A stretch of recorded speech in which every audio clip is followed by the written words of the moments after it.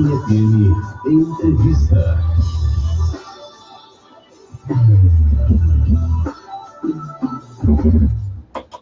Olá, boa tarde. Agora são 3h05. Você está ouvindo a UEM FM 106,9, emissora educativa da Universidade Estadual de Maringá, Patrimônio do Paraná. Nós estamos começando mais UEM Entrevista e nesta oportunidade nós estamos recebendo aqui a professora Linier Beatriz Ruiz, ela que é cientista do Departamento de Informática aqui da UEM, e está ministrando uma disciplina e também um projeto sobre felicidade. Olha só que coisa inusitada, e é sobre isso que a gente vai conversar com ela já, mas antes eu quero lembrá-los que também nós estamos transmitindo ao vivo neste momento pelo Facebook.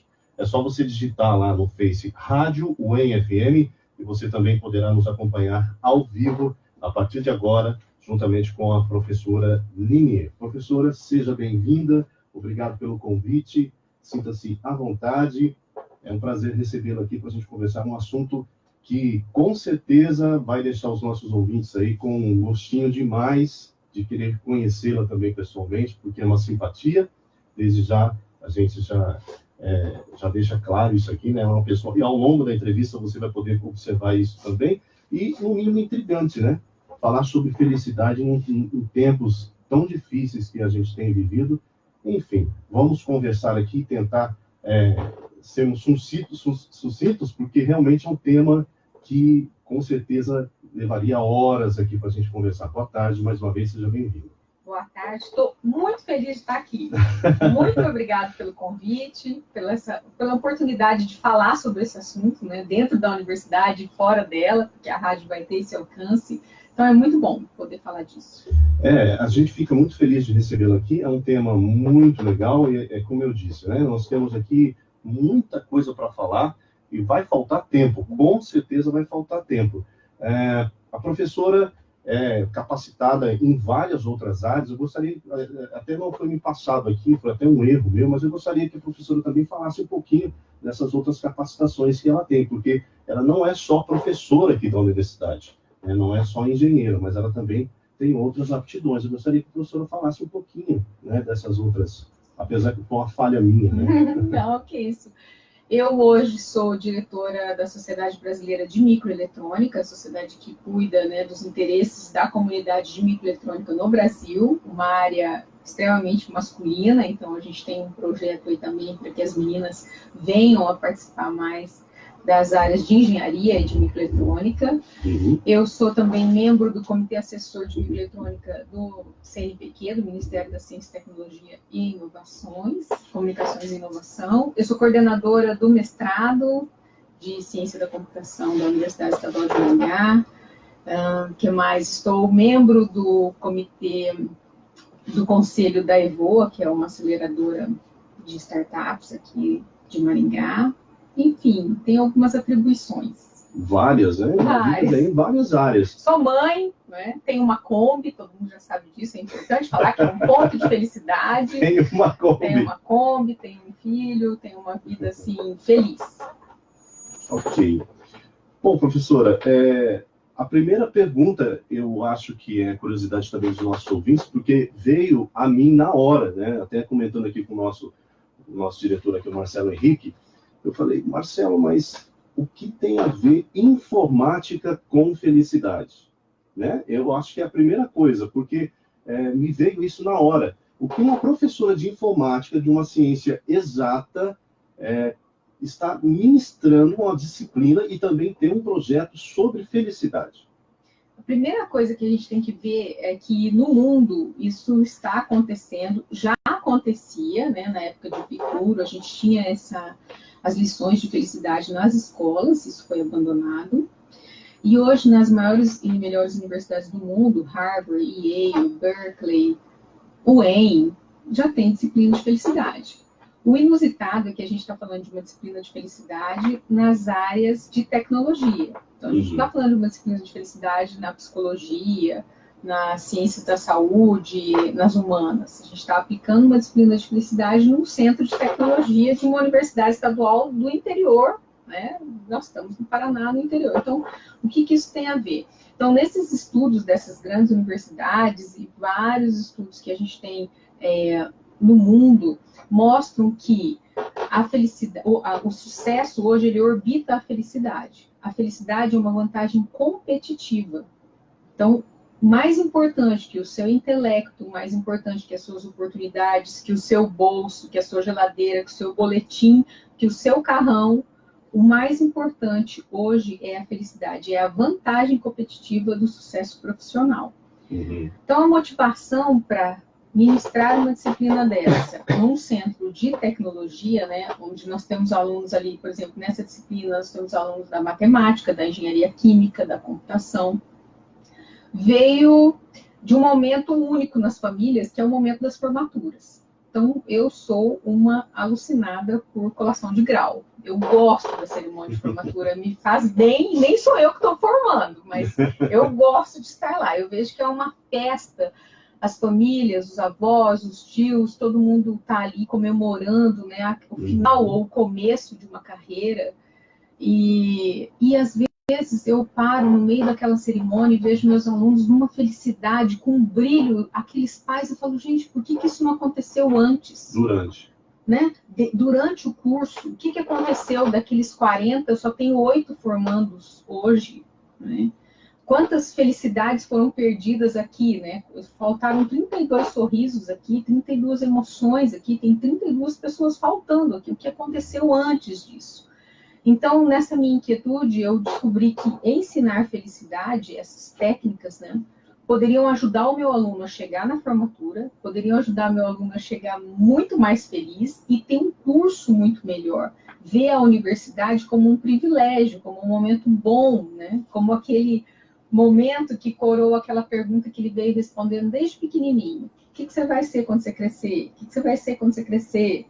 Chega um momento que a criança, na educação infantil, ela fica ansiosa para chegar no ensino fundamental 2, porque ela vai chegar no ensino médio, porque ela vai chegar na universidade, porque ela vai realmente ser, né, o que você vai ser quando você crescer. E a criança vem, aí chega na universidade, chega a hora dela realmente provar para todo mundo, para ela mesma, aquela resposta do que eu vou ser quando crescer. E esse jovem, ele chega na universidade com 17, 18, 19, 20, 21 anos, e aqui devia ser o lugar mais feliz do mundo, porque chegam pessoas prontas para viver uma história nova, preparadas para um futuro novo. E, em geral, esses jovens, eles adoecem, eles entristecem, eles se apagam, eles se intimidam ou eles competem. Então, assim, a gente começa a ter, dentro principalmente das ciências duras, porque na engenharia, na computação, os primeiros anos são muito difíceis e parece que você não tem direito de fracassar. Todo mundo tem que... E a gente percebe até, pelo atendimento que nós já tivemos aqui com alunos de várias disciplinas, quando a gente olha para as exatas, a gente sempre percebe um aluno mais tímido, né, mais calado, mais introspecto. Então, isso realmente acontece de fato, principalmente nas áreas exatas. Existe esse perfil de aluno? Existe. A minha profissão e os meus cargos, né? Eu também sou coordenadora de um Instituto Nacional de Ciência e Tecnologia em Microeletrônica. Eu passei por várias universidades, por vários cursos, por várias engenharias, por várias escolas, mas eu percebo que na UEM, principalmente dentro do meu curso, essa coisa é ainda maior. Eu percebo que dentro do curso de informática e da computação, os alunos são ainda mais tímidos, né? Aquela história do churrasco, que você vê nos universitários, esse movimento, ele é muito pouco dentro de uma graduação aqui da computação. Eles são muito, pelo menos a gente consegue perceber que a grande maioria deles não tem essa socialização, né? Eles não conseguem dividir essas coisas de uma maneira festiva. E é hora de mudar isso. Mas isso você acha que é mais na área de exatas, é mais na informática? A minha percepção é um pouco mais das áreas das ciências duras, porque é a realidade que eu vivo. Uhum. Eu percebo que, às vezes, na área de humanas, no direito, você ainda pode discutir casos, né, jurisprudências, talvez, na psicologia, você discute algumas coisas humanas, né, das dificuldades das pessoas na medicina, casos de saúde, mas na computação e na engenharia, você não discute nada do humano, você faz conta, e você aprende que a coisa tem que funcionar de uma maneira exata. O algoritmo tem que ser perfeito e sem erro para aquela máquina funcionar. E acaba que a criança, o jovem, ele começa a interiorizar isso. Ele começa a pensar, eu também não posso errar, a minha nota foi ruim. Ele começa a acreditar que uma nota ruim numa disciplina de cálculo, que é comum. Muita gente vai mal em cálculo, geometria, em algumas disciplinas, enfim, no começo do curso. E ele não consegue dar conta disso. Esse jovem, ele estudou a vida inteira naquele bairro, naquela escola, com aqueles amigos. Ele passou lá o primeiro ensino médio, enfim, ele esteve naquela situação sempre hermética, com aqueles amigos, naquele bairro, naquela cultura.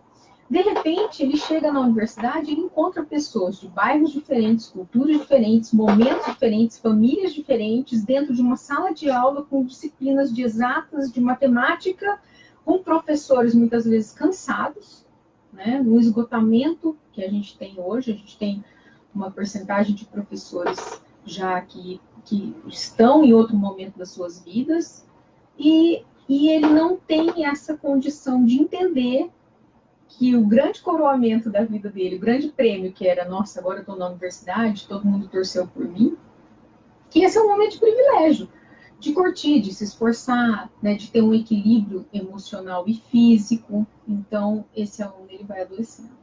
Até porque a gente sabe, e acho que muitas pessoas também sabem disso, porque é uma questão óbvia, né? Eu já estive sentado também no banco de universidade, e a gente sabe, mais difícil do que entrar dentro de uma universidade é sair dela, não é?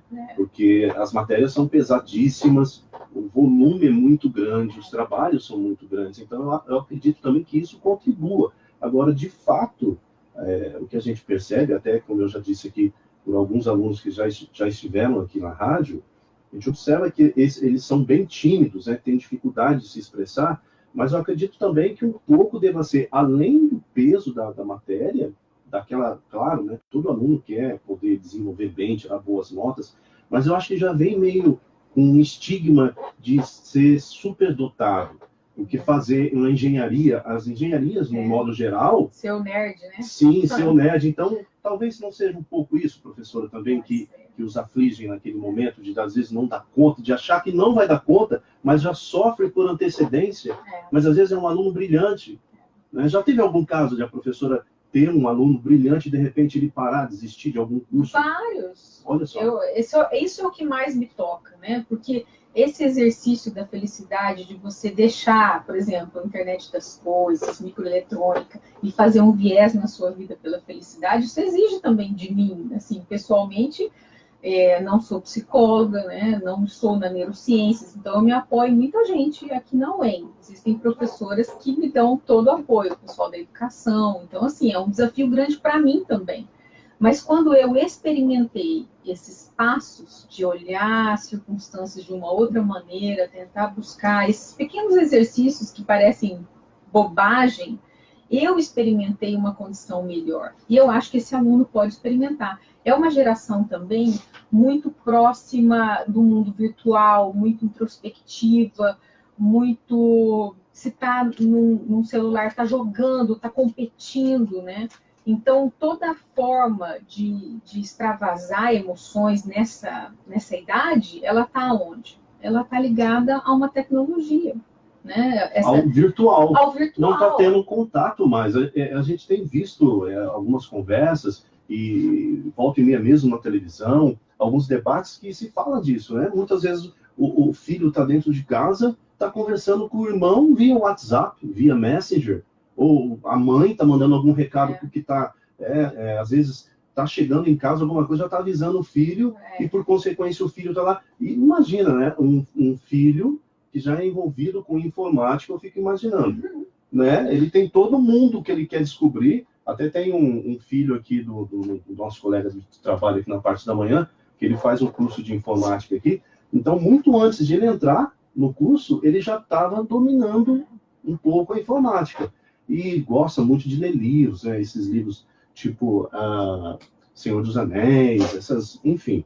Então, é um menino muito inteligente, mas que muito antes de entrar, introspecto, né, mais calado, e muito antes de entrar, ele já tinha essa condição do lado da informática. Então, realmente, o que nós temos percebido, eu não sou pai, mas a gente conversa, eu tenho amigos que têm filhos, e a gente observa que está tendo um esfriamento muito grande. Mesmo dentro de casa, está tendo um esfriamento. Então, é muito bacana ver a professora ter essa percepção com os alunos, essa preocupação, né, de estar aproximando, de quebrando esses paradigmas, assim, é muito legal. São aspectos interessantes. Há anos, eu faço uma coisa lendária, que eu levo meus alunos para a grama, para ter uma aula na grama. Olha só. Então, é uma coisa, assim, espetacular. Porque tem turmas que, nossa, eles vão arrastados. Ai, que ridículo. Mas imagina, que absurdo. Professora de informática, né, com tanta capacidade, com tanta capacitação que a professora tem, né, responsável por tantos órgãos aqui, ou já passou por tantos órgãos competentes, e de repente vê a professora chamando para sair fora da sala de aula para ir para a grama assistir aula. Né? E é uma disciplina, não faço isso na disciplina de felicidade só, eu faço isso nas disciplinas, eu dou umas disciplinas mais difíceis do curso de computação, né? Um grande índice de reprovação, a gente tem diminuído isso, é fantástico, a gente tem conseguido motivar o aluno, trazer o aluno para dentro da disciplina, criar um senso de equipe dentro da disciplina, levar para a grama, mas são passos, que nem ele só entra na sala de aula se ele me der, ele pode escolher um abraço, um beijo, ou fizer um hi-fi comigo, senão ele não entra. O hi-fi, eu também não sabia, professor. O yes. É o yes, é bater com a mão uma na outra. E eles, no primeiro dia, no segundo de aula, eles querem se matar, eles ficam, poxa, e são 50. Minha turma, uma turma grande, então fica, até entrar, aí vem, oi, ai não, professor, tô suado, ai não sei o quê. Depois, no tempo, chega um dia que se eu esquecer, eles já vêm abraçando no meio da universidade, então você vê que eles precisam disso. E às vezes eles nem sabem que precisam disso. E a gente também precisa. Claro, não é todo professor que tem isso, não é todo aluno que vai responder favoravelmente a isso, mas esta oportunidade tem sido uma oportunidade muito boa. A aula na grama, ela, assim, principalmente quando eles têm que suar, eles têm que resolver um exercício, um algoritmo, na grama, e eles têm que se ajudar para resolver. Então, assim, no começo, daqui a pouco você vê que a coisa flui, né? Tem um piquenique na grama. A gente fez, com a turma do mestrado, numa aula inaugural, a gente fez uma aula de meditação na grama. Claro, ninguém está confortável nessa posição, mas eles começam a entender que o engajamento é o primeiro passo da felicidade. Porque na universidade, em qualquer lugar, você vai ter 3 tipos de alunos. O engajado, o desengajado e o ambivalente. O engajado, ele sabe o que ele quer. Ele veio, ele tem às vezes uma família bem estruturada, ou se não tem, ele está bem resolvido. Ele sabe o que ele quer. Ele é um aluno nota 9, 10, né? O aluno 8 ali na engenharia, o aluno até 7 é um ótimo aluno, né? E as notas... Depois tem um aluno que veio aqui e não sabe por quê. Às vezes tem um déficit de atenção que nunca foi percebido. Às vezes tem um problema familiar. Às vezes não conseguiu dar conta de sair do ensino médio, onde ele era amigo de todo mundo, chegar aqui. Às vezes a turma também não tem empatia por ele, por uma maneira de se vestir. Ou muitas vezes porque tem uma homossexualidade que os alunos nem conseguiram perceber, mas ele já se sente retraído, né? Então, esse aluno, ele vive situações diferentes. A própria timidez, né? Timidez. E isso a gente tem que trabalhar, tem que ensinar que esse aluno, né, esse ambivalente ou esse desengajado, ele é a responsabilidade do professor. Nós somos responsáveis por pegar um aluno ruim e fazer dele pelo menos médio. Nós somos responsáveis por pegar um aluno médio e fazer dele um aluno melhor. E nós somos responsáveis por não estragar o aluno bom. Porque isso também acontece. A gente levar um aluno a uma condição de desespero tão grande que ele não aguenta, né? E nesse momento, a maior responsabilidade na sala é fazer com que o aluno engajado se sinta importante. Esse aluno nota 10, ele tem que se sentir importante, responsável e ter empatia pelos outros. Então, assim, todos os alunos têm que trilhar condições de equilíbrio físico, emocional e social dentro da sala de aula. Então, esses exercícios, por exemplo, a gente joga stop. Já jogou stop? Você quer ver briga em família, é jogar stop. Você quer brigar com seu amigo porque carro com O, fruta com B vira abacate, né? Então, assim, e a gente joga stop e a gente consegue, nesse jogo, eles conseguem perceber as diferenças, conseguem se encontrar, descobrir as personalidades, porque às vezes eles passam 5 anos sem se conhecer, sem nenhuma troca, né? Sem nenhuma disputa lúdica. Então, a gente promove isso dentro da sala de aula. E a disciplina de felicidade do mestrado em ciência da computação, ela é esta reflexão para esse futuro professor de computação, de que o algoritmo é importante, o intelecto é importante, a oportunidade é importante, tudo é importante, mas o mais importante de todas as coisas é ser feliz. Professora, me diga, a professora estava falando, eu estava pensando em 2 situações. Primeiro, a da resistência dos alunos. Porque, ouvindo a professora falar assim, dá-se a impressão que tudo é perfeito. Não. Né?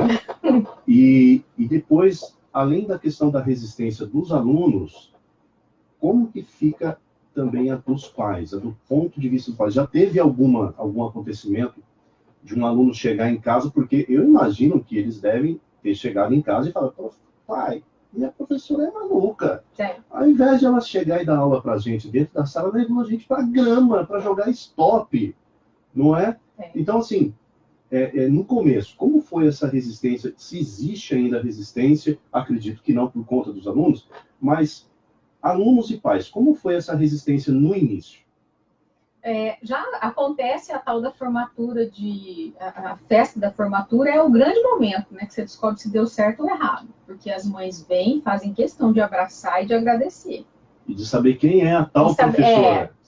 E assim, e o que acontece também, por exemplo, Dia das Mães, se eles fizerem uma declaração de amor para a mãe e mandarem isso filmado, fotografado para mim, eles dão ponto.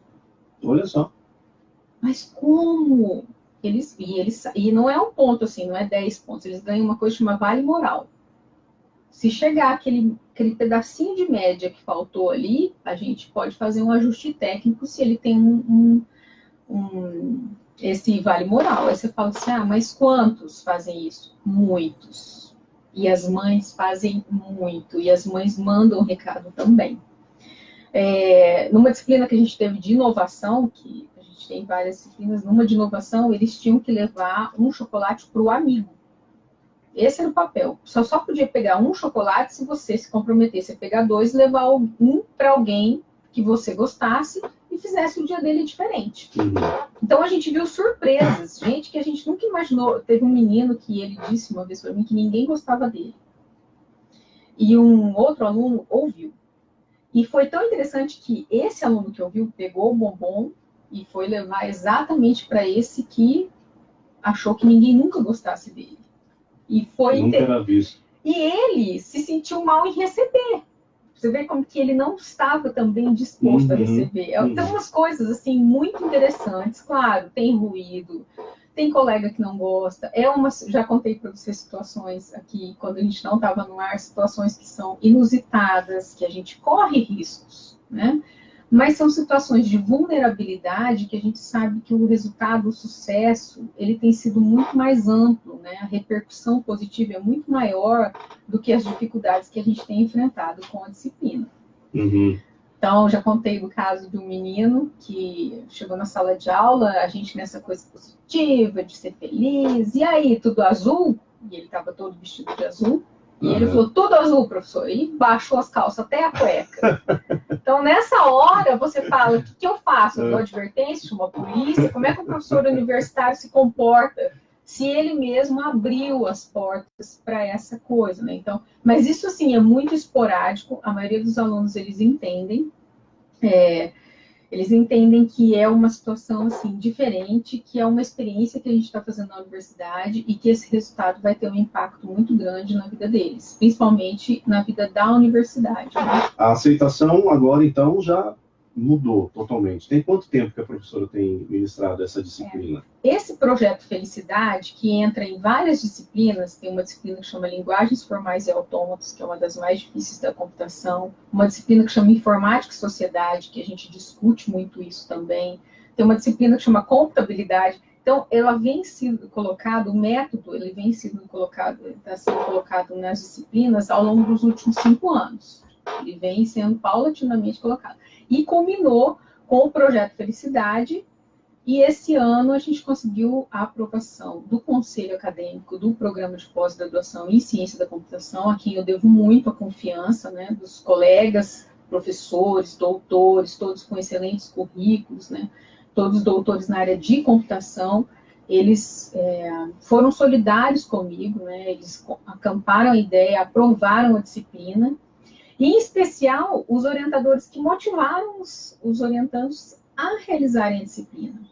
E, além dos matriculados, a gente recebe muita gente de outros cursos. Nós já recebemos lá alunos da Educação Física, a gente já recebeu a professora Beth, que é diretora do superintendente do HU, nós recebemos a Maria Luísa, a pró-reitora de extensão já esteve conosco, a professora Débora, a professora Larissa. Então, nós recebemos muita gente na disciplina de Felicidade, o que mostra que a disciplina está sendo acolhida pela comunidade, né? Ela está sendo bem aceita, assim. Eu acho que é um momento da gente, claro, afinar a orquestra, descobrir os melhores caminhos. Como eu disse, eu não sou uma psicóloga, né? Isso a gente faz baseado nas disciplinas que a gente também fez, na maneira como a gente percebeu que Harvard faz, que Yale faz. Mas, claro, a UEM é uma outra realidade, né?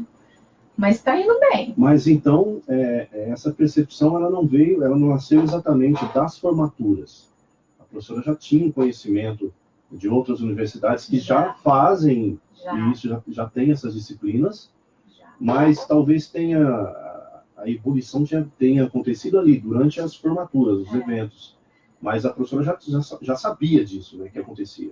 Eu fui professora em algumas universidades já, né? Assim, eu sou nascida em Cianorte, eu fiz minha carreira como engenheira, depois eu decidi ser professora da UFMG, Universidade Federal de Fiz concurso, fiquei professora lá e decidi voltar por um momento pessoal, né? Tenho um filho, tudo, voltar para cá. Eu sempre fui apaixonada pela UEM também. Meu pai fez direito aqui, eu tinha 7, 8 anos, eu vivia correndo esses campos, então eu tinha a UEM no coração já.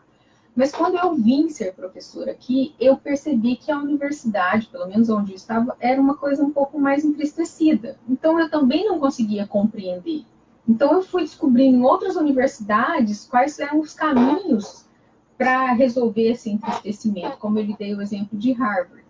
Uma das melhores universidades do mundo, a criança nasce inteligente, já sabe que vai a Harvard, o pai já reserva o dinheiro para ir a Harvard, a vida dele é feita todo para ir para a melhor universidade do mundo. Então, a gente tem o casamento da melhor universidade do mundo, em tese, com os melhores alunos do mundo. Aquilo ali devia ser uma fábrica de super soluções para o mundo.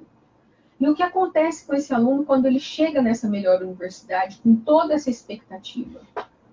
Ele entristece. Né? Ele perde a vontade, ele entra numa competição. Então, só 5% dos alunos de Harvard são efetivamente felizes e bem-sucedidos. E os professores fizeram, então, um estudo e descobriram quais eram as razões para esse sucesso. Descobriram, então, mais uma vez, que o que faz o sucesso é a felicidade.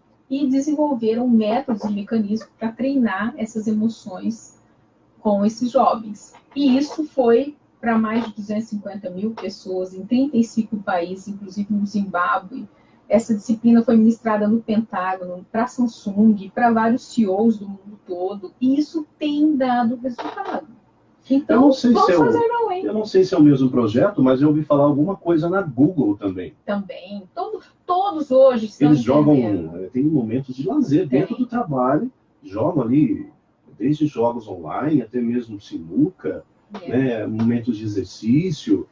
Isso tem um nome, assim, nos nórdicos, o nome que se dá a isso é Uga, né, que é esse momento que você procura uma paz, você procura desacelerar o seu cérebro. Desligar. Desligar para treiná-lo para um novo foco. E uma convivência, né? Uma Porque convivência. por conta de se fazer isso, você está tendo uma convivência com pessoas, né? Você está conversando, está tocando, né? Os sentimentos estão...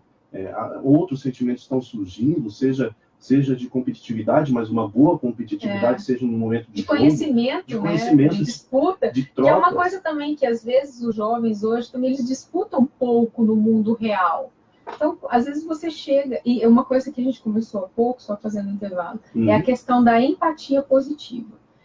Tá muito fácil a gente ter uma empatia, nossa, aquela pessoa perdeu um parente, olha, vamos me colocar no lugar daquele que tem menos favorecido. Então, a gente está acostumando com essa empatia sempre da dosinha, né? Só que a gente tem que levar a empatia para um outro momento. A empatia de, nossa, meu colega publicou um artigo, uau, quanto esforço tem ali, nossa, ele merece. É um chato, mas ele merece. Nossa, que legal. Ele é um chato, mas ele é meu amigo. Ele é meu amigo, ele tem que ser feliz. Olha, o cara conseguiu tirar 10 nessa prova, que eu tirei 5. Pô, o cara é muito massa.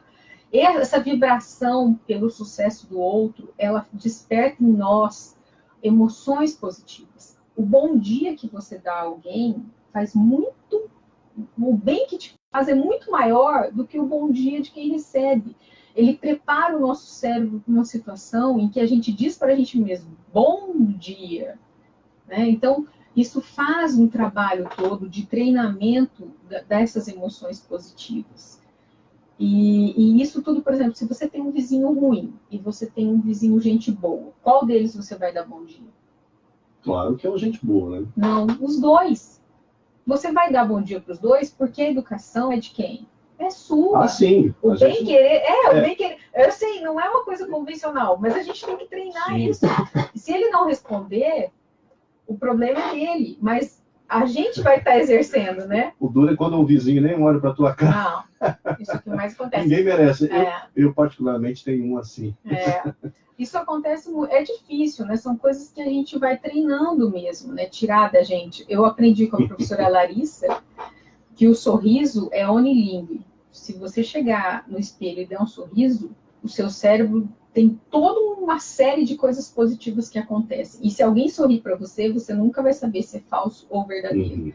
Então, quando você começa a entender que você pode ser feliz, que você merece ser feliz, que você tem o direito, que a sua vida pode passar por um momento mais interessante, é bom você ter um gatilho como esse. Essas bobagens, bobices, né? Você chega na frente do espelho e dá um sorrisão, mas você fala, nossa, que idiota que eu sou. Isso, né? Em vez de você dizer, ai, que idiota que eu sou, e você começar a dar um sorrisão, o seu cérebro vai entendendo que você está num novo momento, né?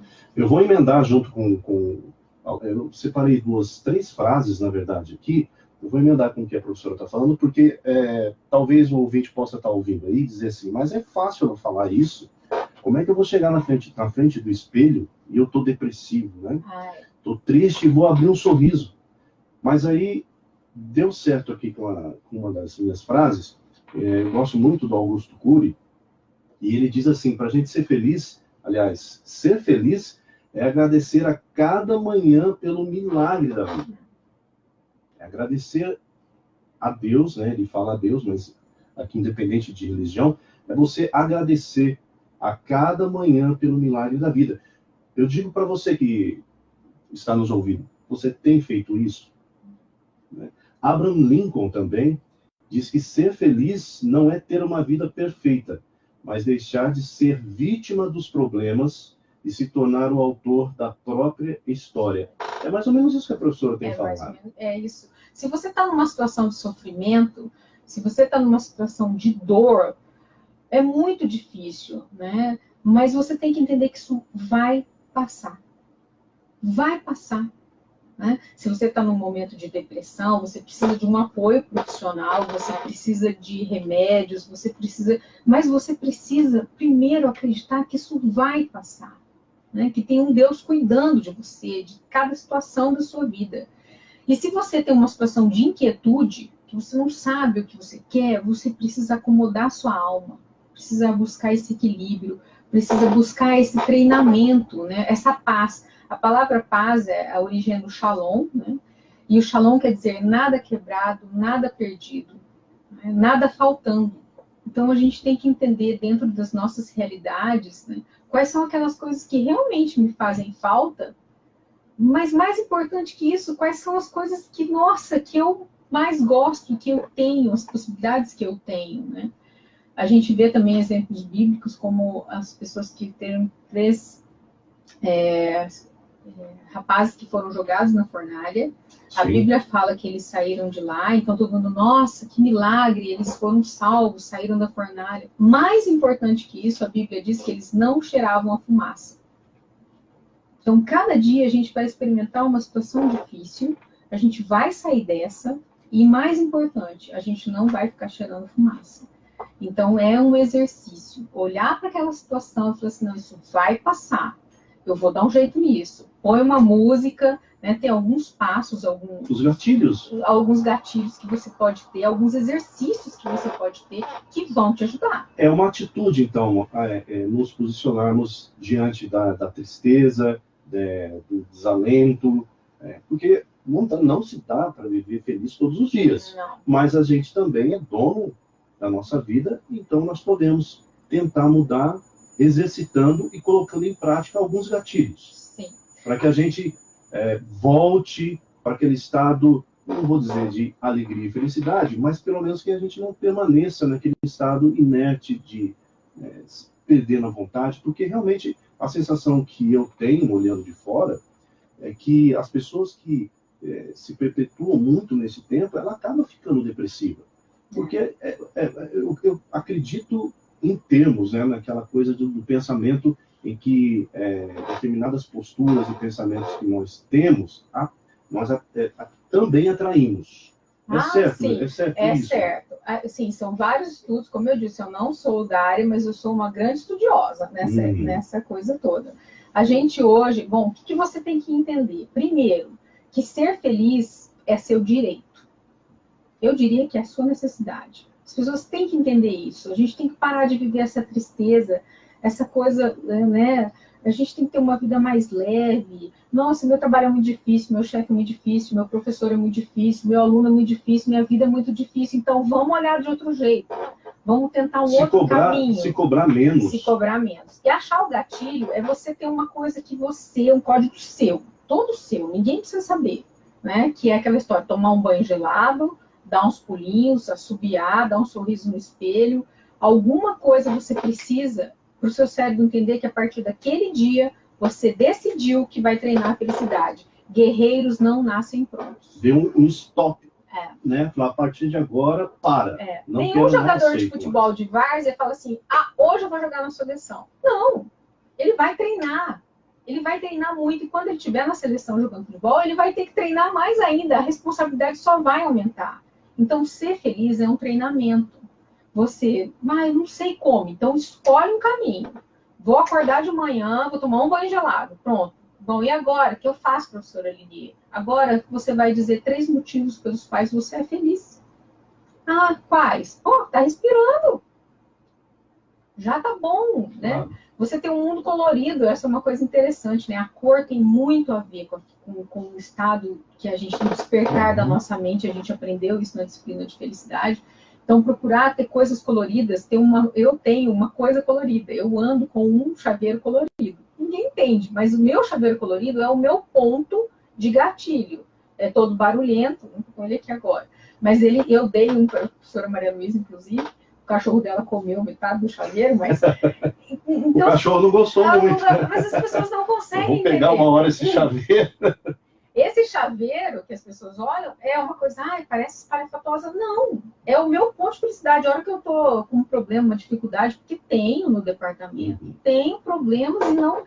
Sendo diretora da Sociedade Brasileira de Microeletrônica, sendo uma das gestoras do INCT na MTEC, sendo uma das únicas mulheres nesse mundo tão masculino, né? Viajando o mundo todo, fazendo os mais diferentes exercícios da minha profissão, eu tenho dificuldades, mas eu tenho meu chaveiro colorido.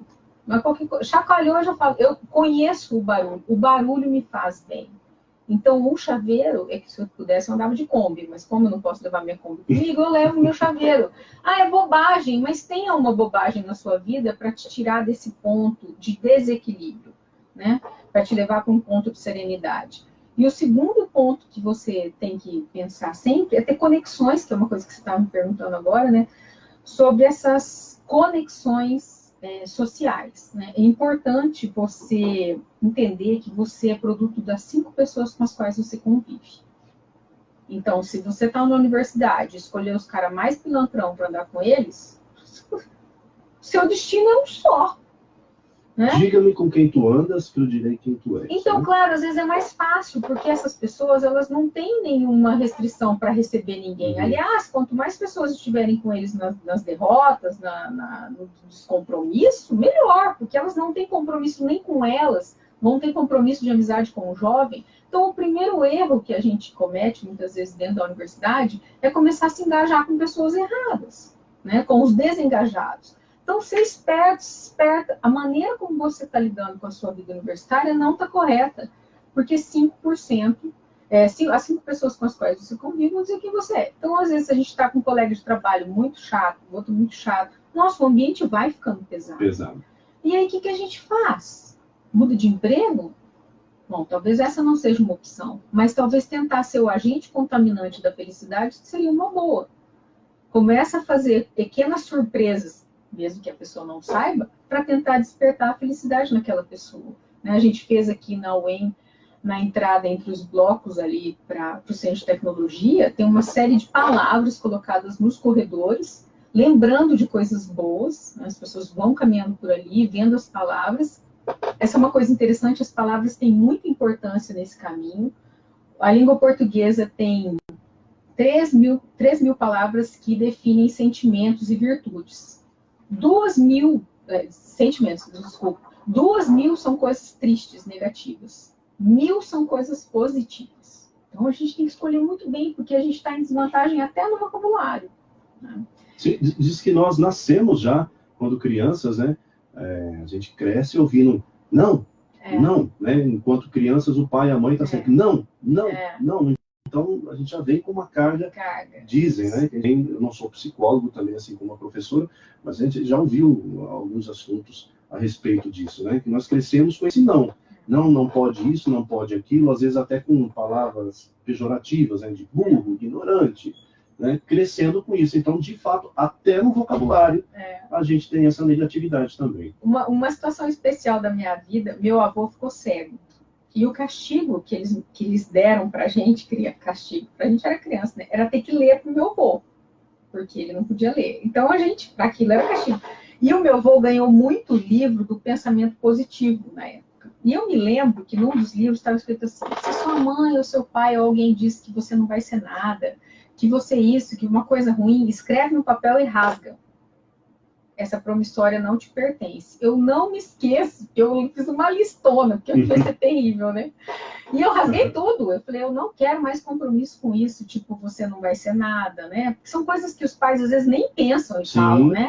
Moleque, eu tomo esse cuidado em casa até hoje, diante dessa situação. E eu me lembro que eu rasguei. Eu imagino que isso tenha feito muito. Eu tenho a convicção de que isso fez muita diferença na minha maneira de me posicionar. E as pessoas falam, nossa, como que você conseguiu ter uma carreira brilhante, né? Ou ser bem-sucedida numa área tão masculina? Eu consegui por um simples motivo. Tudo para mim sempre foi um privilégio. Sempre.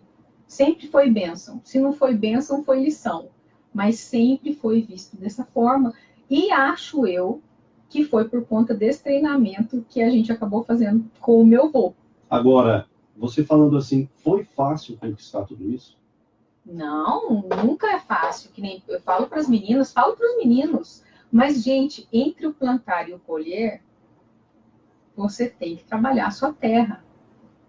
Né? Tem todo um esforço, existe o tempo, existe o esforço e existe Deus. Nada que... Guerreiros não nascem prontos. E uma árvore não nasce de hoje para amanhã. Né? O trigo, a soja, todas as culturas, a natureza ensina muito para a gente, de coisas que a gente precisa exercitar. Então, você tem que ter o quê? Disciplina, né? Uma decisão de ser feliz, de ser do bem, porque quem decide o que você vai ser quando você crescer é você. Não diga isso aos alunos. Quem decide o seu futuro é você. E não adianta você decidir isso no dia da formatura. Porque muitas vezes você não vai estar lá, que é o que eu te falei, onde começa tudo. Você está numa festa e que tem muitas pessoas faltando. Muito. Quem perde? Perde a pessoa, perde a sociedade, perde a comunidade. Muitos talentos se perdem na computação, nas engenharias, nas matemáticas, porque faltou um treinamento de felicidade. Ouso eu dizer de que faltou isso. Faltou dizer para esses jovens, você é bom. Não desista. Vamos tentar mudar esse seu ritmo. Vamos tentar achar um caminho. Vamos tentar achar uma disciplina. Vamos tentar achar alguma coisa pelas quais você pode ser amparado durante o seu curso. Não é fácil para eles. Na idade, tudo a gente sabe. Não foi fácil para mim. Nossa, a universidade foi um espetáculo à parte na minha vida e na vida de muitas pessoas. O dia a dia de todas as pessoas tem dificuldade. Não conheço uma profissão que você não tenha dificuldade. Mas a ideia é essa. A ideia é ver a vida, então, como um jogo e ir passando as fases. Não adianta você querer só desligar o jogo e mudar de jogo. Não, você tem que ser uma pessoa disciplinada, tomar cuidado com quem você convive, as suas conexões sociais. Não é que você não vai olhar para ninguém chato, não. É saber, essa pessoa é tóxica. Deixa só eu me preparar para não estar sendo invadida no meu eu por uma pessoa tão tóxica. Ter o gatilho. Nós estamos conversando com a professora Linê Beatriz Ruiz, ela que é cientista do Departamento de Informática e está visitando aqui a UNFM. Nós estamos conversando sobre a disciplina inusitada que ela tem aplicado juntamente com os seus alunos aqui na universidade sobre felicidade. Eu quero agradecer aqui a presença do professor Ideraldo Grosso, que ele é professor aqui de música da universidade. Não sei se ele ainda está no nosso site, não, aqui no Facebook. Ele fez uma pontuação aqui, professora, falando a respeito da música. A música é uma ferramenta interessante para ajudar nesse processo de alegria. A professora já mencionou aqui a música, né? Assim, a música, eu acredito que é tudo. E as palavras de uma música, as letras de uma música trazem coisas muito boas, elas trazem padrões para a gente. Não sei se os ouvintes, ou se você teve a oportunidade de jogar Tetris, o Tetris vão caindo as peças, você vai tentando encaixar. Sim. E se você jogar Tetris durante muito tempo, você acaba vendo Tetris em quase tudo, se você jogar muito Tetris. E é aquela coisa, por exemplo, se você, às vezes, quando você tá grávida, você começa a enxergar um monte de grávida. Se você está com a perna quebrada, você consegue perceber várias pessoas com a perna quebrada. O seu cérebro, ele vai buscando padrões. E a música, ela é capaz de pôr padrões muito interessantes, padrões de calma, padrões de ambientação, de serenidade, padrões de alegria. Ou não. Né? Tanto para coisa boa como para coisa ruim. A gente tem que tomar cuidado com as palavras, como eu disse. A maneira como as coisas são ditas e ouvidas vão fazer muita diferença na vida da criança, isso é um cuidado que a gente tem que ter, e na vida da gente. Se ficar ouvindo um batidão muito tempo, vai ser bem legal, mas você vai estar o tempo todo num ritmo extremamente acelerado, sem o descanso necessário, né? O nosso cérebro, ele precisa desse descanso, dessa pausa, ele precisa de pisar na grama, o cérebro precisa pisar na grama, né? Na verdade, a gente pisa com os pés, mas o nosso cérebro precisa pisar na areia, precisa olhar os horizontes. A gente tem visões muito curtas, encurtadas, sempre tem uma parede, um muro, alguma coisa diante de nós. E o cérebro precisa da amplitude, a gente precisa ir no campo aqui de futebol, perto da estação meteorológica ali da UEM de vez em quando, que é um exercício que eu faço bem, e olhar para aquilo. Só vou, olho e volto. Você está ficando louca? Não, eu preciso daquilo. Eu saio na sacada do departamento de informática, que tem uma visão belíssima. Assim, é uma das visões mais lindas que tem dos dois lados do departamento. É um espetáculo à parte. E é um exercício de sair e olhar. E é fato isso, né? Porque nós percebemos muito isso quando nas férias. A pessoa trabalha, às vezes, um ano inteiro e ela, às vezes, vai para uma praia ou vai para algum local pescar, que seja, ela volta totalmente diferente. Então, é verdade isso que a professora tem falado. Como eu disse, eu não sou dessa praia, assim, eu não tenho essa formação. Mas esses exercícios, eles mostram claramente a diferença que faz em nós, né? E quando você faz bem para os outros, quando você exercita a gentileza, quando você exercita a gratidão, né? Quando você dorme pensando numa coisa boa e acorda falando uma coisa boa, seu dia é completamente diferente. Então, se você não quer fazer nada, não sabe por onde, está numa situação difícil, está vivendo uma situação caótica dentro da universidade como um aluno, né? Eu falo mais como aluno, porque nos outros casos, não vivo todos os casos, mas pensa numa coisa boa, dorme pensando naquela coisa boa e acorda falando a coisa boa, sabe? Cuidado com essa coisa de, eu odeio esse professor. Eu tenho alunos que saíram da minha sala direto para o hospício. Jovens, de 21, 22 anos. Isso na graduação? Na graduação. Eu tenho 15 casos de atestados de depressão na pós-graduação. Isso é uma realidade minha aqui. Nem preciso andar muito para achar realidades como essas. Para o ouvinte saber, a graduação é o primeiro estágio, é quando o aluno entra, chega na universidade e começa a estudar. Esse é o primeiro degrau. E depois nós temos a pós, não é? Depois tem o mestrado, o doutorado e o pós-doutorado. E normalmente eu ouço, né, que justamente no doutorado e no pós é quando, infelizmente, muitos ficam pressionados e acabam passando por esse tipo de situação, que é muito lamentável, porque eles têm uma carga menor de estudo, de menos dedicação de horas na universidade, mas, em compensação, eu não sei como funciona, mas eu tenho alguns amigos que já fizeram pós-doutorado, eles dizem que a pressão, eles falam assim, eu acho que eu vou surtar, porque a pressão é muito grande. A entrega ao estudo, a uma área, a uma linha de pesquisa, ela é muito grande. E a cobrança que vem, né, de todo o ambiente e de si próprio, também é muito grande. E é nessa ocasião que o aluno deixa de fazer exercício físico, de pisar na grama, de olhar para o céu, de ver estrela. Tem gente que não olha para o céu há quanto tempo? Há quanto tempo as pessoas não têm noção se tem estrela ou não? Ninguém nem sabe se tem mais. Né? As pessoas perderam isso. E o aluno de pós-graduação, aquele que depois do curso universitário vai se dedicar ao estudo, ele tem que treinar a felicidade. Aliás, né, eu acho que todo mundo devia treinar a felicidade. Acho que é uma coisa assim... Claro, gente, eu não estou falando de viver uma bobagem, o tempo todo alegre. Não é isso.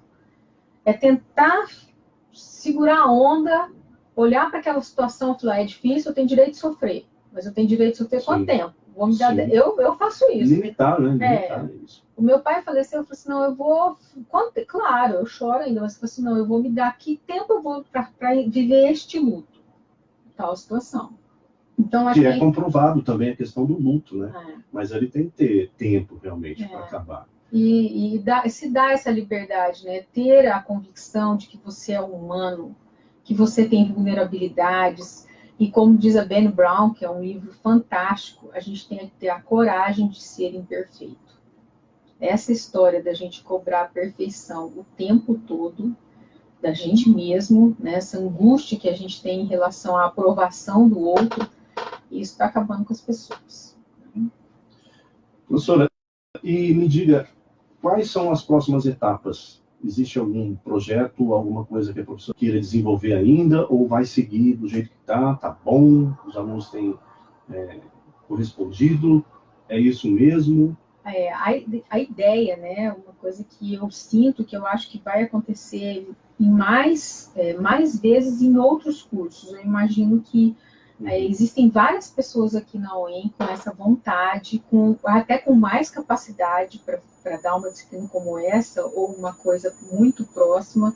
Acho que a UEM tem dado passos muito interessantes. A gente tem agora, no último informativo, toda a postura da UEM em relação ao enfrentamento dessas doenças psicológicas, dessa tristeza. Então, eu imagino que isso vai alcançar outros universos, né?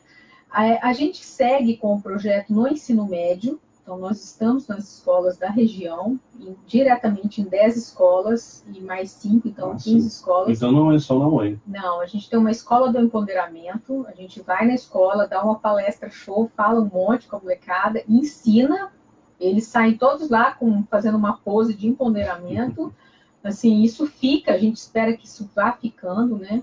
Em algumas escolas, a gente está rotineiramente, uma vez por semana, lá, treinando jovens, meninas. Então, nós estamos muito nesse interesse, engajados. A gente pega o aluno do primeiro e segundo ano, que não tem muita habilidade para o estágio, para a iniciação científica, e leva ele volta ele para o ensino médio, ele se sente melhor, ele se sente útil.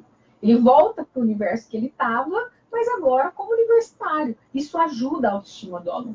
Então, é um projeto que ajuda o ensino médio, dá ao aluno do ensino médio a vontade de ir para a universidade, diminui essa distância e dá para o meu aluno de primeiro e segundo ano um motivo para ser empoderado, para se sentir melhor, para ter uma razão de viver dentro da universidade, que é atender o ensino médio. E nesse atendimento ao ensino médio, as escolas são municipais, estaduais, particulares? São escolas públicas, em geral das regiões de periferia.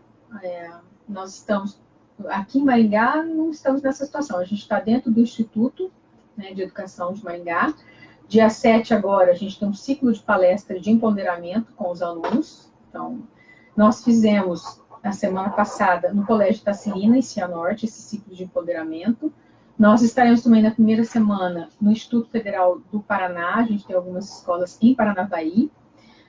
Estamos também em Campo Mourão, Jandaia do Sul, Nova Andradina, no Mato Grosso do Sul, Presidente Epitácio, em Brasília e faltou uma cidade aqui que eu não estou me recordando. Então, tem algumas escolas que a gente já atende diretamente, né? Um público específico, leva palestras. No Instituto foi uma coisa muito grata, a gente fez palestra... Instituto de Educação daqui. A gente fez uma palestra para os professores sobre esse tal engajamento, a gente fez uns campeonatos lá, foi muito interessante, um carinho muito grande. As professoras nos dão um feedback muito interessante das palestras, né? Quando a gente chama os alunos para foto, eles tiram foto, você não precisa falar nada, eles já estão com os braços abertos, porque eles entendem que o braço aberto é um símbolo de vitória, né? É um gatilho que você pode usar, ou eles estão com a mão na cintura, posição super-homem, Mulher Maravilha. Então, nós acreditamos que esse projeto vai ser replicado, tem vários professores conosco, né? Não estou sozinha nessa, assim, tem professores dessas instituições conosco, professores da UEM, de áreas específicas, que também dão apoio, um apoio tremendo. O próprio Departamento de Informática, que abriu as portas, deixou com que nós fizéssemos, nós estamos preparando uma dinâmica agora, ontem a gente preparou essa dinâmica coletiva da disciplina. Então, os alunos da disciplina foram convidados a fazer uma coisa que desse felicidade para a comunidade, então eles prepararam uma dinâmica, vai ser oferecida para a comunidade, e o departamento, ele deu esse acolhimento, né? Ele respeitou essa iniciativa, então isso também a gente tem que agradecer, reitoria, enfim, várias pessoas dentro da UEM, assim, são assim, dignas, né, de receber toda essa gratidão da gente aí. O espaço que a rádio dá, né, para a gente divulgar isso, dos pais entenderem essa loucura que acontece na grama. Mas é tudo certo. E como é que as escolas podem fazer para, de repente, estar trazendo esse projeto também? De repente tem algum professor que gostou da ideia e, enfim, queira trazer para a sua escola. A gente está numa fase agora de tentar formatar essa caixinha, né? Ter um formato, porque são experiências que a gente vive no dia a dia. Um exemplo, depois de uma palestra como essa, é comum um jovem do ensino médio, jovem, vir e revelar grandes problemas para a gente. Dizer, olha, eu tenho vontade de me matar. E nós, professores das engenharias, nós temos que ter sempre esse respaldo, esse direcionamento da escola já está preparado para essa resposta. Então, assim, esses formatos, eles são interessantes, eles empoderam, mas eles revelam muitos casos complicados. Então, a gente tem que sempre preparar a escola para ter esse respaldo, porque o caso aparece, né? É interessante que o caso aparece, porque dá a impressão que está tudo bem na escola, que não tem problema nenhum, mas quando a gente começa a fazer esse tipo de trabalho, de falar da felicidade, aparece sempre um caso de alguém com né, como a dificuldade em casa, o que seja. Aparecem muitas coisas. Já apareceu da gente estar na escola e faltar livro na biblioteca. A gente vai fazer campanha para livro na biblioteca. Então, tem que estar disposto a viver uma vida de voluntariado mesmo com essa molecada, com essa moçada aí. E, professora, a alegria tem limite?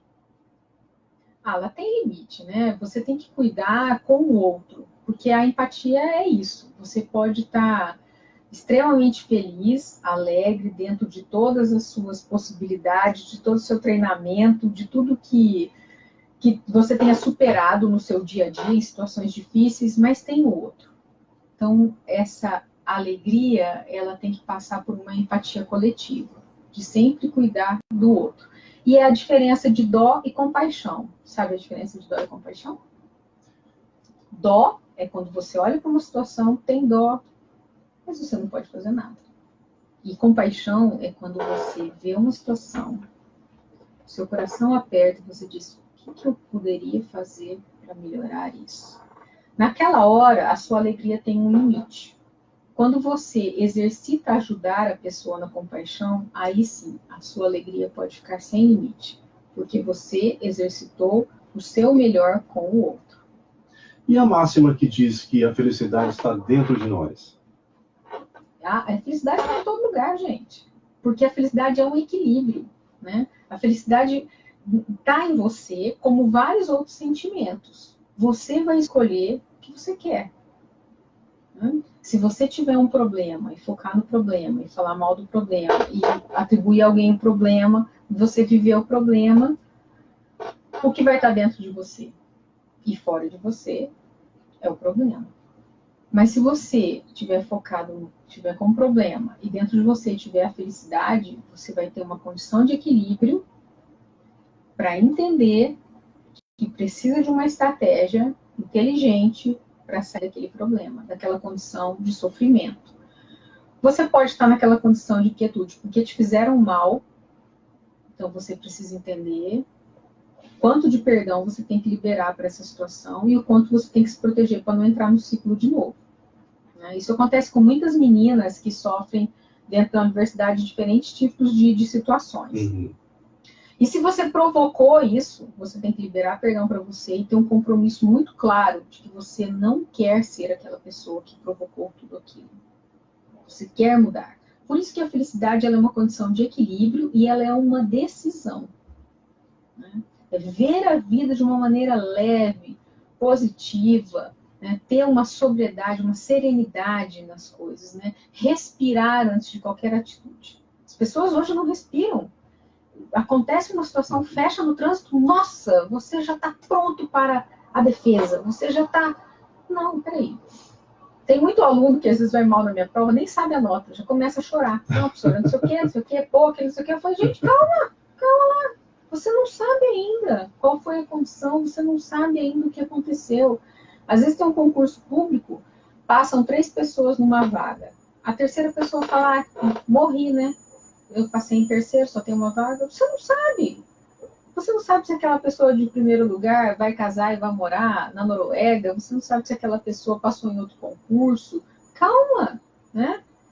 Vamos me esforçar para ser o primeiro da próxima vez. Existe alguma condição melhor que essa? Eu já estou na situação de não ter passado no concurso. Nada, não piorou. As pessoas andam muito ansiosas, né? Mais do que já é. Né? O tal do sofrer por antecedência é uma máxima que todo ser humano carrega consigo, né? Pelo menos a grande maioria, acredito. Sofre muito por antecedência. Muito pesado. Né? E tem umas coisas, por exemplo, assim, que a gente tem que cuidar, que são erros, né? Às vezes a gente entra em umas furadas aí, tem que cuidar, vamos ser isso, felicidade.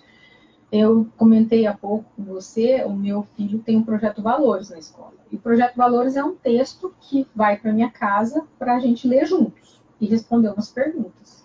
E eu perguntei a ele, você sabe o que é humildade? Ele você sabe o que significa gentileza?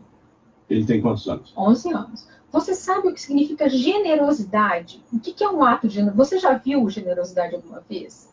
E ele ficou... Nesse momento, mas quando eu fiz essa pergunta, faz uns 3, 4 anos. Nesse momento eu falei assim, essa criança que está dentro da minha casa, convivendo com alguém que fala de felicidade, precisa saber o que é generosidade, o que é gentileza. Você lembra disso? Isso é generosidade. O meu filho, há 4 anos, tem uma campanha que arrecada material escolar para as escolas públicas em condições de miséria absoluta. As crianças vão para a escola sem tênis, sem roupa íntima, porque não tem, em condições de abandono completo. E eles não têm material escolar. Então, naquela fase de discutir com ele as virtudes de Benjamin Franklin, que é uma coisa que eu convido todos a conhecerem, a história das 13 virtudes de Benjamin Franklin, ele entendeu que caberia a ele tomar uma atitude de generosidade, de gentileza, de empatia com as crianças. Então, eu creio que os projetos das escolas têm que primeiro explicar às crianças o que são os valores, que existem virtudes, quais são elas, o que significa ser humilde. Significa, eu não sou ninguém, ser bonzinho, eu não sou nada. Não, ser humilde é ser transparente, né? É estar disposto a ouvir, disposto a aprender, disposto a várias situações, né? Se colocar numa posição de transparência. E isso me levou a entender grandes coisas. Quando eu comecei a ganhar prêmios, um dos prêmios que eu ganhei na minha carreira como mulher cientista dizia assim, olha, é sua responsabilidade contar a sua história. Porque os jovens, eles não têm inspiração nenhuma. Você vai para uma sala de aula como um professor dizendo que você ganha pouco. E ele passa a querer ser professor universitário? Não. É complicado. Ele não vai querer.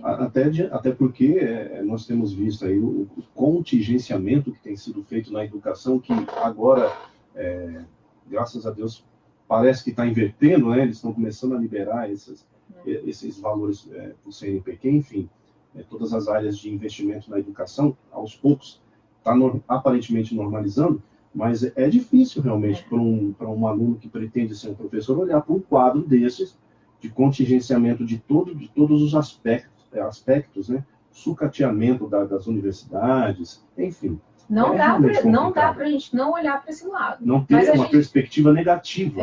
Mas olhar para ele e falar assim, ganha pouco, mas olha só, eu brinco muito, né? Mas o que eu vou falar é verdade, tá? Me desculpem as grandes universidades que se acham, mas a melhor universidade do mundo para mim, sabe qual é, né? É a UEM. Eu falo para eles, você tá louca, professora? Eu falo, não, eu tô aqui. Eu vou fazer diferença aqui. Se eu tivesse em outra universidade, eu estaria fazendo a diferença lá. Então, qual que é o nosso papel aqui? É você aprender o melhor da minha disciplina. É você fazer o melhor aqui. Eu tenho a liberdade todos os dias de enfrentar uma sala de aula com 50 pessoas e mudar a história delas. Essa é a ideia do professor universitário, né? Sim. Claro, a gente tem uma condição extremamente desfavorável, né? Uma sociedade que não entende, muitas vezes não consegue perceber que a gente está revisando processo administrativo, revisando artigo, propondo projeto, revisando projeto, viajando para uma banca, né? A sala de aula é um pedaço, né? É uma amostra muito pequena, muito ingênua da vida do professor universitário. Eu sempre, interrompendo a professora, como a gente também é funcionário aqui, trabalha dentro da instituição, funcionário público, às vezes a gente ouve alguns comentários, e eu sempre digo o seguinte para as pessoas: vá até a universidade, visite os departamentos e converse com os professores. Porque as pessoas ficam lá sentadas ouvindo, assistindo pela televisão o que é dito, mas não vem aqui para conferir. Não é? Porque dá a impressão que todo mundo aqui é milionário, todo mundo não tem, né? Não conhece de fato pessoas como a professora está aqui, a professora Linier, né? Que já não precisa dizer mais nada, você que está acompanhando aqui a nossa entrevista, do pouco que ela já disse, você percebe nitidamente o quanto ela se esforça, o quanto o trabalho é grande para que você tenha na sua casa não só mais um formando, mas tem um cidadão, uma pessoa completa, que não tenha somente uma profissão, mas também tenha valores como pessoas humanas, né, que sejam bons profissionais, mas também bons seres humanos, que é o que nós sempre ouvimos nas formaturas. Né? Por isso que a formatura é esse momento, em que a sociedade reconhece o trabalho do professor. Parece que a gente só existe naquele momento, né? Que você é um professor homenageado, que você... Mas a comunidade, a universidade é um dos lugares mais bonitos do mundo. Eu ouso dizer isso, porque tem um universo de conhecimento, teoricamente, o maior conhecimento por metro quadrado estariam aqui, eu tenho professores, doutores, técnicos, todos dedicados em cada uma das suas áreas, e a gente recebe uma juventude, a gente é um celeiro, um dispenseiro de coisas boas, né? Tem uma juventude chegando aí pronta para o futuro, e é aqui que vai ser feito o futuro. Então, eu ouvi uma frase do Rafael Greca essa semana que me chocou. Eu fiquei umas 2 horas digerindo, mas eu achei muito interessante. Ele disse assim, nenhum ignorante vai nos fazer mal. Eu falei, nossa. Ele falou, ninguém que não conheça o nosso trabalho vai poder nos fazer mal. A pessoa, para dizer de um professor universitário, né, às vezes para dizer até do próprio colega, a pessoa tem que entender aquele universo, né? Mergulhar em toda coisa boa. A universidade é um lugar de privilégios. A sociedade tem que entender que é daqui que vão sair os cidadãos de bem.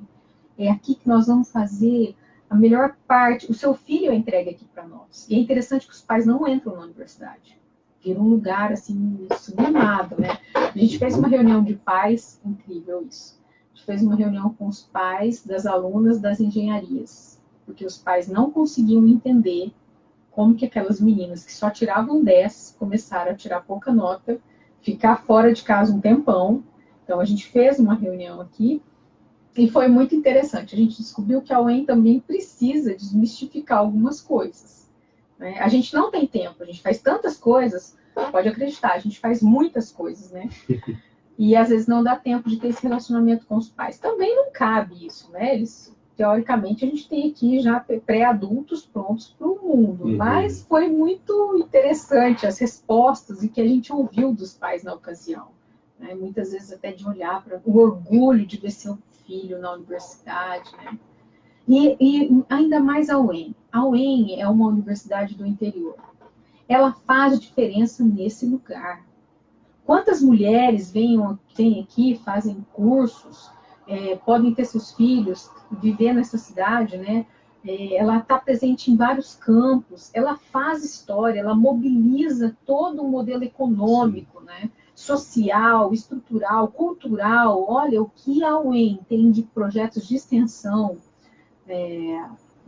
na penitenciária, em vários lugares. A UEM tem o MUD, que é um dos museus mais espetaculares, eu diria, né? E a gente está olhando para onde? Né? A gente está olhando muito... Claro, gente, nós temos que ter a real. Eu sei que muitos colegas me criticam por isso. Eu não estou brincando aqui de ser bobinha, mas eu estou dizendo, vamos para essa garotada tentar passar toda a parte boa de tudo que essa universidade conseguiu construir ao longo dos seus 50 anos. São 50 anos fazendo a diferença na vida de quantos jovens? E quem é ex-aluno da UEM, venha, né? Se dedique. Ache uma maneira de estar com a gente aqui nesse empenho. Eu vivi aqui com o meu pai, né? Como eu disse, eu tenho o maior carinho pela universidade. Quando a UEM chegou em Cianorte, eu não me continha. E eu nem morava lá. Mas, assim, eu sabia que a UEM Cianorte também ia fazer diferença. E a UEM Cianorte é também uma universidade premiadíssima, né? Então, cabe a nós despertarmos esse sentimento de felicidade comunitária pelo resultado, né, pelo impacto que a nossa universidade também tem na vida das pessoas, direta ou indiretamente. Professora, prazer. Infelizmente, eu vou ter que encerrar a nossa conversa aqui, porque o tempo já passou bastante, já era de se esperar. É um assunto muito interessante, é um assunto que realmente é bem extenso. Poderíamos ficar falando aqui durante mais tempo sobre felicidade.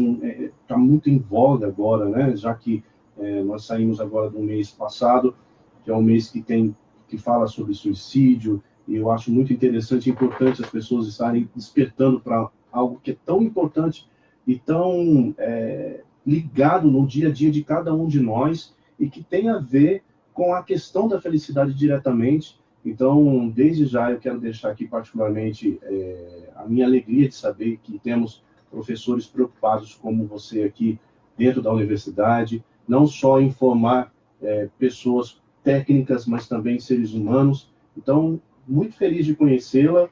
Eu quero agradecer imensamente a presença sua aqui conosco e também deixar aqui, se é que é possível dizer mais alguma coisa sobre o seu projeto aqui dentro da universidade, outras pessoas que queiram se informar mais, o que você poderia dizer para os alunos, os demais alunos que ainda não têm essa disciplina.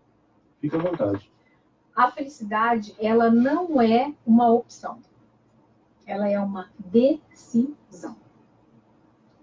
Decida ser feliz. Decida viver bem, decida viver leve, decida. Para os alunos, eu digo, a UEM é um privilégio. Você está aqui convivendo com pessoas diferentes, num campus legal, é parte da sua vida. Você vai sentir falta daqui, então vamos viver isso da melhor maneira possível. Não desista, né? Muitas vezes não desista do seu sonho. Né? Vamos trabalhar por uma universidade melhor. Então, não é uma opção querer ou não ser feliz na UEM. Você tem que ser feliz na UEM. Eu falo, é uma condição de estar aqui, é entender que a universidade está para te acolher, para te receber, para te fazer um ser humano melhor. Isso é uma garantia que eu tenho. E se estiver muito difícil? Se estiver muito difícil, você vai pegar um caderno. Eu já fiz até cadernos com a minha capa. Olha a loucura, né? Eu já peguei um caderno, adesivei com a minha foto e dei para um aluno, para você ter uma ideia como que o nível de loucura chega. Mas se está difícil, você vai ter um caderno seu, em que você vai escrever sempre, todos os dias, 3 coisas que te fizeram feliz naquele dia. Professora, não achei nada. Vai achar. Você vai achar, porque é o padrão Tetris. Toda vez que você tiver que à noite lembrar do seu dia, o seu cérebro vai procurar só os momentos bons para buscar esse exercício. Então, faça isso. Cuide com quem você anda. Cuide de ter um momento bobinho com você, do gatilho. E faça uma lista de gratidão. Faça uma lista de gratidão. Isso é indispensável na vida de qualquer cidadão. Ter uma lista de gratidão. Tenham uma lista de gratidão. Mas se ainda tiver mais difícil, procure ajuda. Procurar ajuda é fundamental. Nós estamos falando de uma prevenção, né? Quando a situação já chegou nesse limite, quando essa tristeza te invadiu, você tem 2 coisas fundamentais para fazer. Ajuda médica, e a UEM tem esse caminho aqui para te ajudar. Tá? Então, isso você tem, a gente já experimentou. Tem alunos meus que dão depoimento no projeto, dão testemunho do que eles viveram e que eles conseguiram sair disso. Então, tem saída, tem solução, tá? Saibam, alunos, que já tivemos casos extremos, mas está todo mundo hoje ok, lutando, mas sabendo para onde tem que ir. E a coisa mais importante, existe um Deus que é soberano sobre todas as coisas, que amou você antes mesmo de você ser formado no ventre da sua mãe. E ele tem um plano para a sua vida. E ele vai realizá-lo. Então, existe um Deus, e esse Deus cuida de você. Essa daí, gente, todo o resto vai ser acrescentado por essa aí, tá bom? Algum telefone, se alguém quiser saber mais, querer saber mais, de repente, sobre a disciplina, ou, enfim, querer conversar com a professora, saber quem é a professora. A gente tem Facebook. A gente tem o Facebook de um projeto. Esse projeto, todas as coisas estão debaixo do meu grupo de pesquisa, que é conhecido como Maná. Então, é o @MA, 2 N's, NNA. Maná. Maná é uma palavra do hebraico, que significa, vem do mangu. E a tradução é, o que é isso? E, na verdade, o maná era como a felicidade. As pessoas saíram do Egito, que eram escravas, chegaram no deserto, e todos os dias de manhã elas recebiam um alimento dado por Deus, que era o maná. E eles só podiam comer e armazenar eles não podiam armazenar de um dia para o outro. Eles tinham que confiar que todo dia Deus traria a eles o alimento que eles precisariam. E é o que Deus vai fazer com você. Todo dia Deus vai te dar motivos e motivos e motivos para você ser feliz. Então, o @Maná é um lugar que você vai achar a gente, Manatim, que é o time Maná. O hashtag Felicidade UEM também é o que a gente mais tem divulgado. A gente tem conseguido ver pessoas na passarela, experimentando algumas das nossas dinâmicas com o hashtag Felicidade UEM. E eu estou no departamento de informática à disposição de todos. Foi um prazer. Instagram? Todo mundo tem Instagram? Instagram é o Linier Ruiz. Mas eu vou fazer um Instagram só de felicidade agora, gente. Okay. Porque vou extrapolar os limites do pessoal. Ok. Professora Linier, muito obrigado mais uma vez. Eu fico muito feliz de poder fazer entrevista com uma pessoa tão importante dentro da universidade, que tem feito um trabalho tão bonito aqui com os alunos da UEM. Parabéns, e que você possa perdurar durante muito tempo aí, e que esse projeto possa se estender para toda a universidade, porque nós que trabalhamos aqui sabemos o quanto isso é importante para cada um de nós. E se você quer conhecer um pouco mais do meu projeto, eu vou compartilhar essa entrevista lá no Maná também. Você pode deixar seus comentários, assim, é bom a gente ouvir coisas boas. Então, assim, se a sociedade gosta disso, comente, diga, se expresse. Para a gente também esse reforço é importante, né? Saber que a gente está sendo aceito e acolhido, que as pessoas estão apoiando. Então, fica a dica. Obrigado. Eu acabei de conversar, então, com a professora Linier Beatriz Ruiz, ela que é professora, cientista aqui do Departamento de Informática da UEM, e está ministrando uma disciplina e também um projeto sobre felicidade. Você está ouvindo a UEM FM e agora você fica com a nossa programação normal.